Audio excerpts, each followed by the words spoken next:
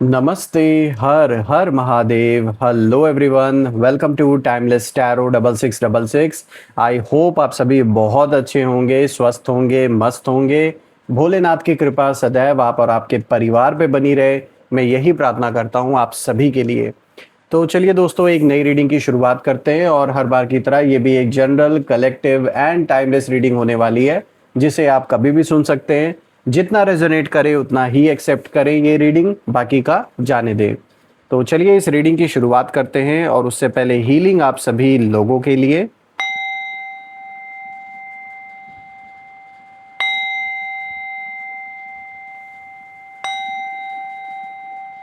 हे भोलेनाथ, जो भी मेरे व्यूवर्स इस वीडियो को देख रहे हैं, जहां से भी देख रहे हैं, उनके इर्द गिर्द जो भी नकारात्मक ऊर्जा मौजूद है वो इसी क्षण अपने ओरिजिन पे सेंडर की ओर 100 टाइम्स मल्टीप्लाई होके वापस लौट जाए।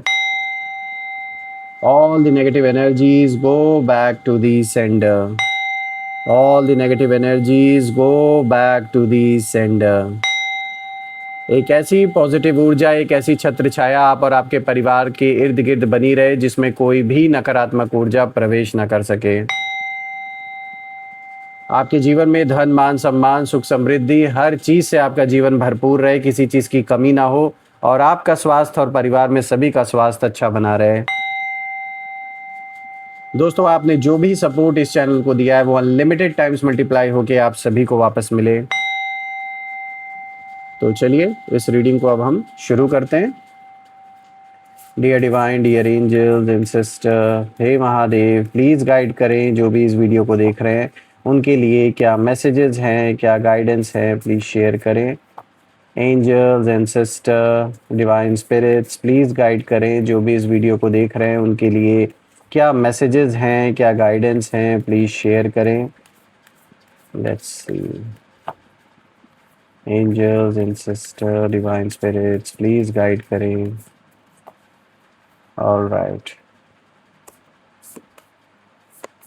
सबसे पहला कार्ड दोस्तों यहाँ पर आया है, you and your loved ones are safe. यहाँ पे न्यू मून इन कैंसर का कार्ड आया है, जो कि कहीं ना कहीं एक बहुत रिलीफ का संकेत लेकर आया है ये कार्ड। दूसरा कार्ड यहाँ पर आया है, surrender to the divine. Alright, let's see. Don't let your past hold you back. तो यहाँ पर एक गाइडेंस आपके लिए आई है। और अब आज का जो फोर्थ कार्ड है उसे देख लेते हैं। Don't let pride get in your way. Full moon in Leo की एनर्जी है। तो दोस्तों, ये रहे आज के चारों कार्ड्स। तो चलिए एक एक कार्ड को हम यहाँ डिकोड करने की कोशिश करते हैं, जानने की कोशिश करते हैं। तो शुरू करते हैं दोस्तों। आज का जो सबसे पहला कार्ड यहाँ पर आया है, you and your loved ones are safe.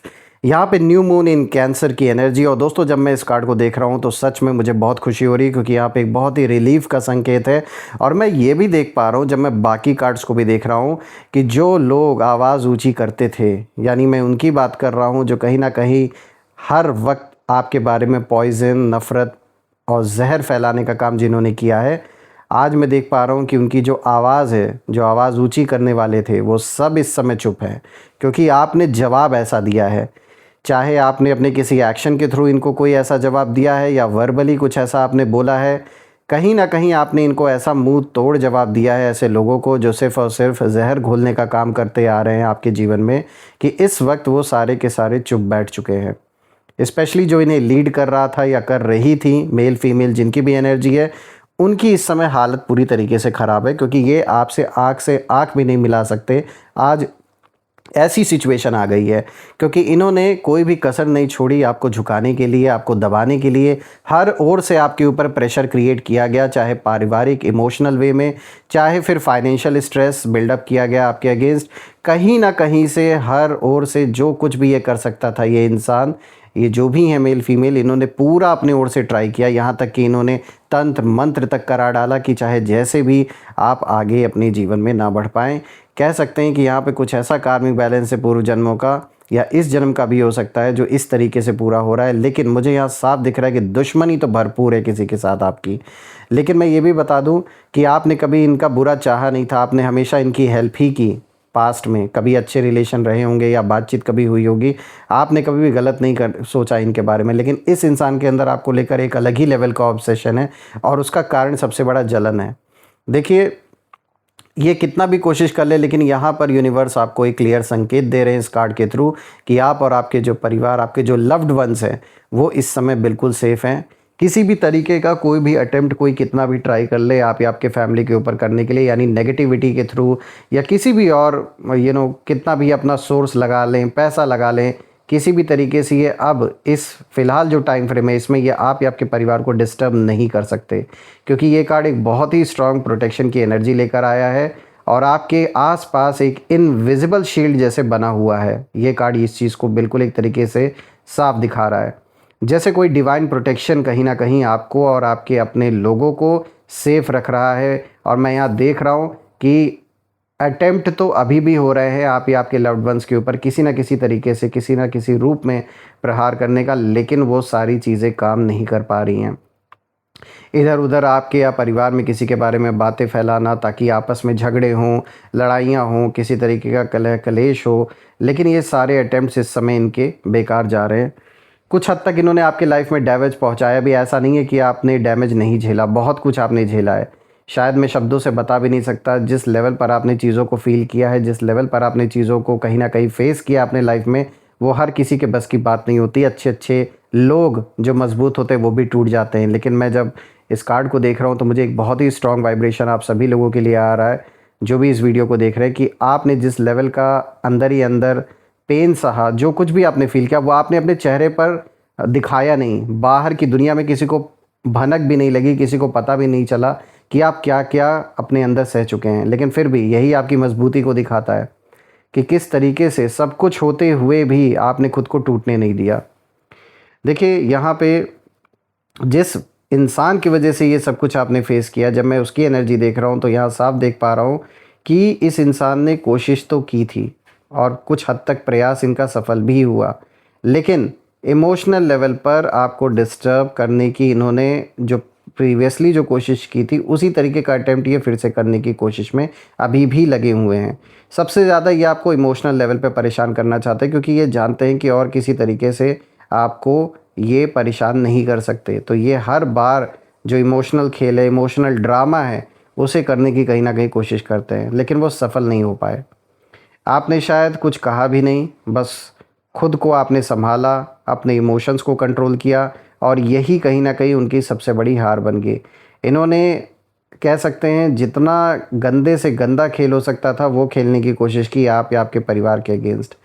कुछ लोगों के लिए मुझे यहाँ ये भी दिख रहा है कि शायद घर में बच्चे पढ़ने वाले बहुत अच्छे, या फिर कहीं अच्छी जगह जॉब लगी है किसी बच्चे की या आपके खुद की, ये चीज़ इनसे बर्दाश्त नहीं हो रही है। या फिर अगर आप कोई बिज़नेस करते हैं या फिर अभी आपने रिसेंटली अपने बिज़नेस को एक्सपैंड किया है, कोई नया काम आपने शुरू किया है, तो ये सारी चीज़ें इनको खटक रही हैं बुरी तरीके से। सबसे ज़्यादा मुझे यहाँ दिख रहा है कि किसी की फैमिली में अगर लड़का होनहार है या लड़की पढ़ने लिखने में या फिर ओवरऑल पर्सनैलिटी में, जो कहते हैं ना एक अच्छा इंसान जैसा होता है, तो वो चीज़ इस इंसान से देखी नहीं जा रही है। शायद इनके खुद के जीवन में ये सुख ये नहीं भोग पा रहे, या अगर है भी औलाद तो परेशान है, तो इसलिए जब ये आपके फैमिली को देख रहे हैं तो कहीं ना कहीं वो सारी चीज़ें इनके अंदर बार बार एक जेलसी के रूप में पैदा हो रही है। जबकि इन्हें खुश होना चाहिए, दूसरों को अप्रिशिएट करना चाहिए और सीखना चाहिए कि हम क्या इम्प्रूवमेंट ला सकते हैं अपने अंदर, लेकिन यहाँ तो उल्टा ही हो रहा है। जितना ये अच्छा देख रहे हैं आपकी लाइफ में, उतना ही ये और भी ज़्यादा आपसे दुश्मनी करने की कोशिश कर रहे हैं। वो जलन इन्हें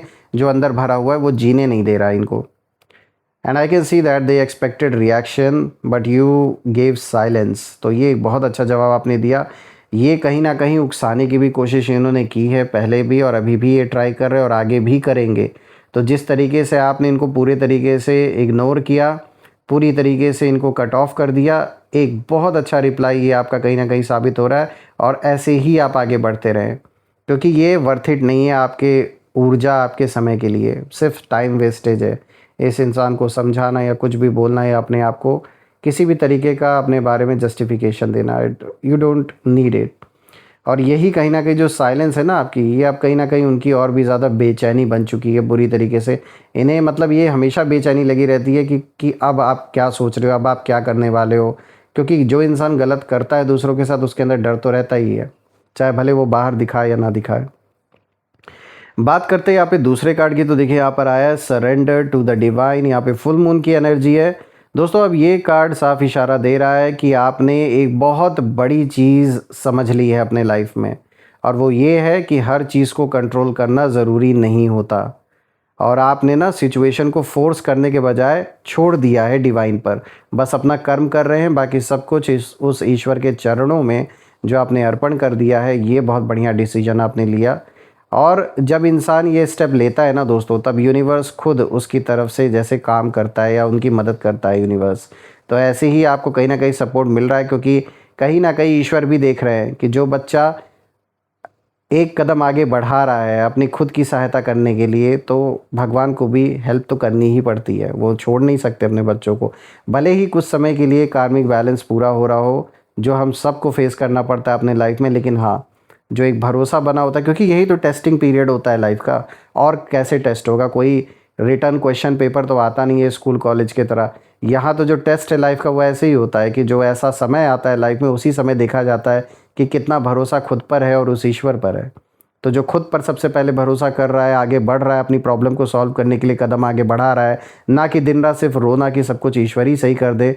तो आपने जो कदम बढ़ाया आगे खुद के लिए, अपने परिवार के लिए, यही कारण है। और मैं सैल्यूट करता हूँ कि आपने बहुत कुछ लाइफ में जो भी फेस किया, आप उससे हारे नहीं। आपने उसका रास्ता निकालने की कोशिश की, ना कि उन लोगों की तरह बैठ के रोना कि बस सब कुछ ईश्वर पे छोड़ दो, सब कुछ ईश्वर ही ठीक कर देंगे। पहला कदम खुद ही बढ़ाना होता है अपने प्रॉब्लम को सॉल्व करने के लिए। तो वो जो आपने बढ़ाया, और ना हार ना मानने की जो आपने कसम खा रखी है, यही कारण है, इन्हीं चीज़ों की देन है कि ईश्वर भी आपकी सहायता कर रहे हैं।